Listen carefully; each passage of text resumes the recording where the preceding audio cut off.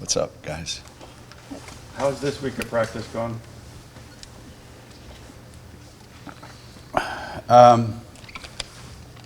Pretty light. I mean, Tuesday, Wednesday, Friday, Saturday, and then we play, you know, so pretty much this time of the year, you know, people are just looking for games. Practice doesn't have the same appeal as it did 4 weeks ago when we first started, let's put it that way. So everybody's pretty much anxious to get going on Sunday. And but the practices have been productive. You know, we've gotten some things done, and that's a good thing. Your players said that you had really hard practices this week. Are they just talented but a little clueless? Well, I mean, a little might be giving them a little too much credit. No, it's not been difficult in terms of you know, how hard you're going up and down. It's been probably more challenging because there's more attention to detail leading up to Sunday, you know, and there was a lot of things that we, you know, that we're stressing that you have to execute, and you have to execute it exactly right. You know, there's no my bad, there's no I'll get it next time, you know, not after this amount of time. So it may be hard in that way, but not necessarily hard physically. Do you have an update on like an injury report sort of thing? Aubrey, Sailor, Dorka? Dorka's good. Castle? Dorka's good. The other two are out, but Dorka's good. Aubrey's out. Sailor's out. Otherwise, you know, everybody's pretty much good to go. What did they decide with Sailor? What is it? With Sailor? Yeah. She's seeing somebody today, as a matter of fact, but it's a shin problem that they're trying to figure out. Is there any timeline for Aubrey getting back? She's going to do a couple things today, from what I understand, and we'll see how she goes today. But she's not, obviously not near ready to actually play in the game. Mm-hmm. What are you looking to see out of the team on Sunday? Anything? Win. Besides win. Besides win. It's not your traditional cupcake opener, right, where you bring somebody in and give them a hot meal and then tell them you want to win by 70. You know, it's not one of those.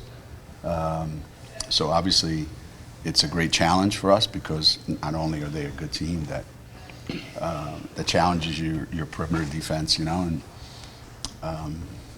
and the fact that they beat us last year at their place. So it's not your traditional opener. So I think there's a little more angst going into it. So there's going to be a lot of players, you know, that I know right off the bat that have never played a college game before, so they'll play a lot of minutes. So it'll be interesting looking to see how they react to that.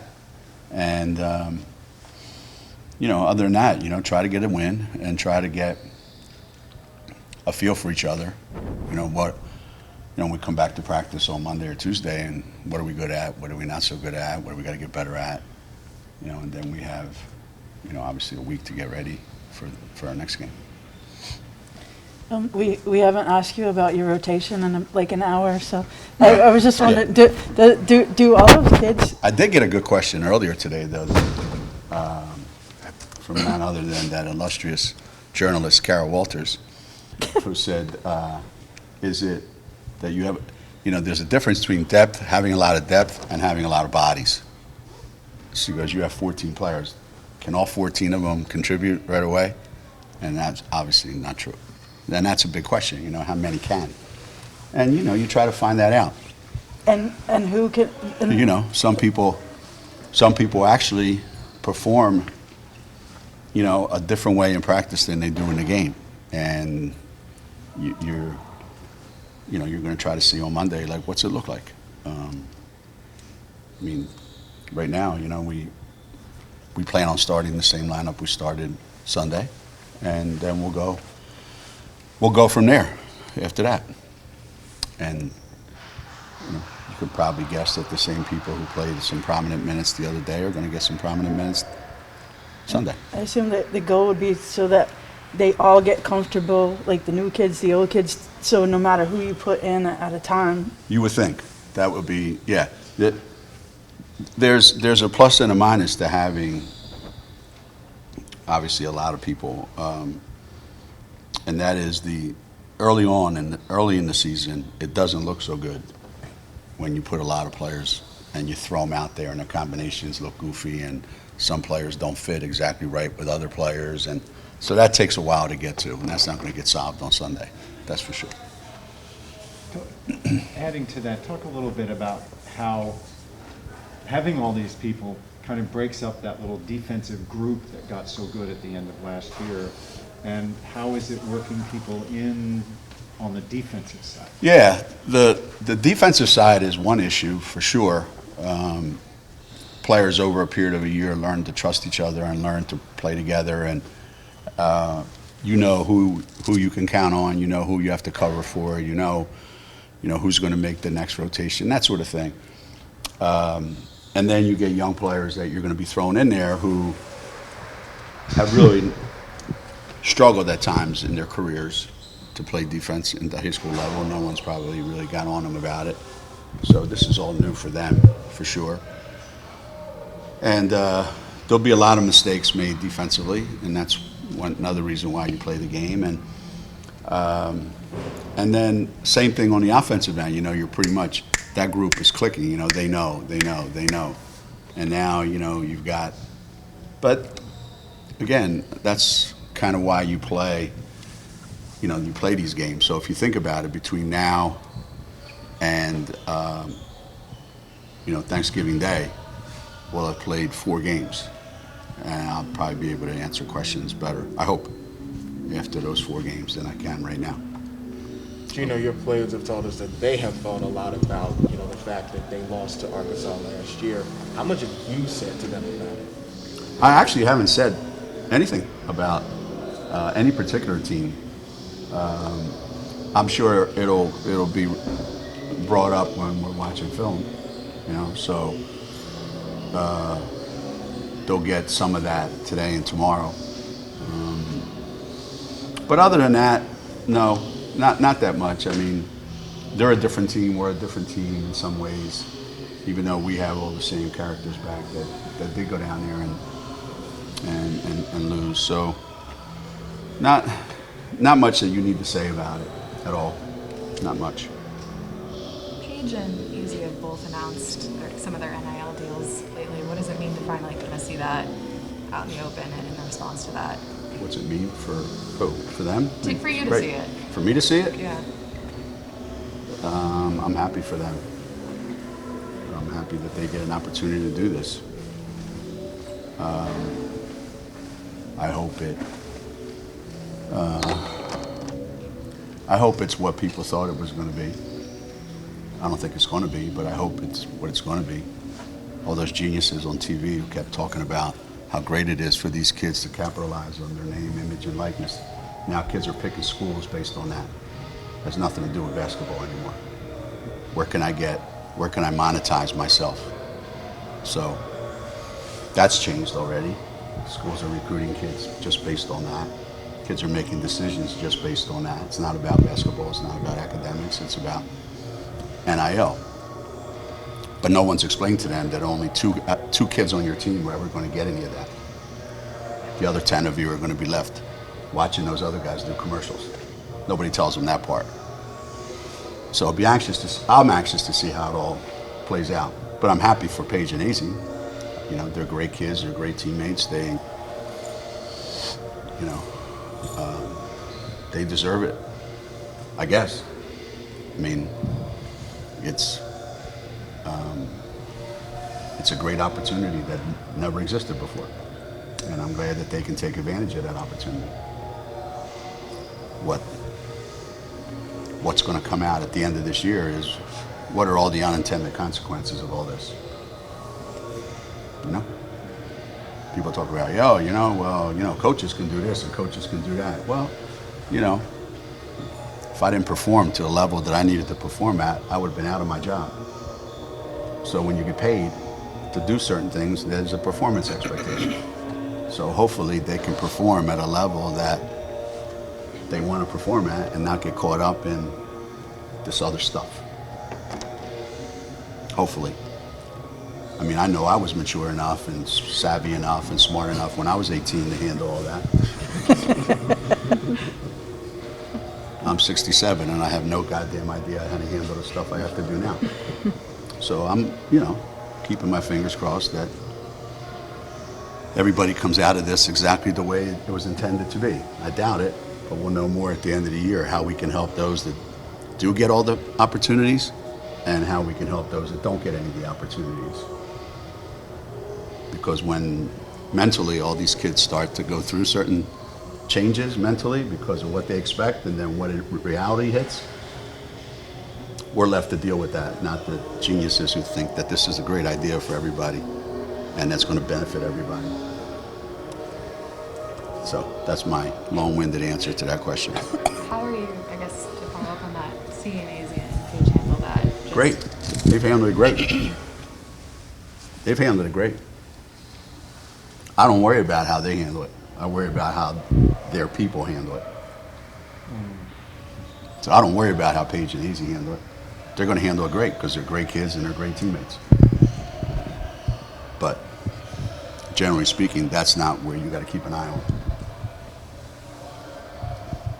So I'm keeping my eye on that, not necessarily Paige and Easy. Your kids that you just signed this past week, Ayanna and Ice, what did you see from them that you really liked on recruiting them, and what do you think they add to the program once they get here? Well, I'm glad none of them mentioned NIL when they talked about their signing. I'm glad they came here because they thought this would be a great place for them to go to school, get better at basketball, and pursue their dreams. And then along the way, see what happens. I really admire both of those kids. Ice, committed here as a sophomore because it's what she always wanted to do. And I'm glad she got the opportunity to do that. Ayanna committed here without ever having set foot on campus because it was during the pandemic, height of the pandemic. And you got to really admire a kid who has that much trust, both in herself and us, to want to be able to make that commitment at that time. So we're getting two great kids, two great individuals. If you ever listen to both of them in interviews, they all say the right things. It comes from the heart. They're the kind of kids that we're used to having here at Connecticut. So I'm awfully excited for that. You mentioned Ice committed as a sophomore. Are you able to tell at that point in their high school career if they're going to be at that level, No. or do some players take longer? No. So what did you see in her? You can maybe take a guess, like you cross your fingers and go, this kid's pretty good as a sophomore. And so when you say yes to a kid, that's why I never do, hardly ever do. I don't know why I did it. I just lost my mind, but I said yes. And then she turned out to be what I hoped she'd become. Sometimes you say, you think so, and it doesn't work out that way. But when I saw her play, big kids that can pass, shoot the ball a little bit, handle themselves all over the court pretty much are very rare to find, unless you go to volleyball practice. That's where usually all the kids that used to play basketball are these days. So when you find somebody like that, you just kind of hope that each year they get better and better and better, and she has. And, our offense really is predicated on big kids that can move, catch, pass, shoot it, dribble it. And I think she fits that mold. She's a big body, tough kid. I mean, as tough as a kid from California can be. I let her know that too. Especially San Diego. What's up, dude? Best weather in the world. Huh? Best weather in the world. Actually, I know. I wanted to trade with her. How about you come here, I go there. And if you ever see her at high school, it's nicer than any school in our league, including ours. Campus is unbelievable. Modern day like? At least. Really? Yeah. Really? Yeah. Yeah. Everything, it's like a college campus. It's unbelievable. It's spectacular. Spectacular. What's the strength of Christyn's game heading into her senior year? Getting to the rim. You know, trying to get to the free throw line more. I think that's something that we didn't necessarily do enough of, stress enough of, and she's perfectly suited for that. So she's gotten a ton of opportunities to do that in our practices, and I anticipate that's going to be a huge part of her game. When she came in, you said that was the strength of her game. She could just get to the basket and score, but she's filled in between, hasn't she? I mean, and really strengthened her overall game. She's streaky, as you saw last year on the perimeter. You know, she makes them all, she misses a bunch, she makes a bunch, and she misses a bunch. So that's a big part of what our practices have been as well. You know, being consistent. If you can make perimeter shots consistently, it gives you opportunities to get to the rim, you know? And defensively, you know, she's gotten better at guarding her man, you know. And I think that started towards the end of last season and carried over into the NCAA tournament. So I hope that that's something that we can count on her for. She's still your number one defender on the perimeter. I mean, as of now. Yeah, I mean, there's everybody has their strengths and weaknesses out there, but yeah, I think she's better at not letting really good players get the ball. I think everybody struggles once the kid catches it. So the hard part is making sure they catch it where you want them to catch it, not where they want to catch it. And she's gotten pretty good at that. Yeah, so it's different. Nika lets you catch it and then fouls you. Like telling you, don't catch it again, or I'll foul you again. That's why I was so happy when she went to the basket against Fort Hays, and the kid whacked her right in the face and knocked her down. Nika was indignant, like, what are you doing? I thought that was that was a preemptive strike. I'm gonna whack you before you hit me. How can you not love Nika, right? Where has Liv gotten better? I mean, you said you've seen some improvement in her, and she didn't look that different against Fort Hays. Again, it's only an exhibition. Yeah. But. Well, I think sometimes, you know, you have to improve in subtle ways. You know, whether it's making the right pass, setting the perfect screen, moving your feet on defense, putting yourself in position offensively where you just have to catch it and score rather than having to dribble 2 or 3 times to get a bucket. So that's a big question mark, I think, going into the season is, are we able to get more from Liv more often than we got last season? And I think we will. What that is, not sure yet. Not sure. One of the things we saw in the exhibition was Dorka seems to be really physically skilled at scoring, especially going to her left. Any reason to think that's going to be different against better defenders or taller defenders? Or? I mean, I don't think so. She didn't seem to have any problems scoring in the Big Ten, so I would think that that's going to carry over. That's a big reason why I was excited to get her here, because I think she can score against better players. I think she can maybe mix it up a little bit inside, outside. She works really, really hard defensively. You know? So I'm anxious to see how she looks, you know, in game competition. Some of the teams that we play, you know, they don't play with a center. They play with a forward who happens to play center.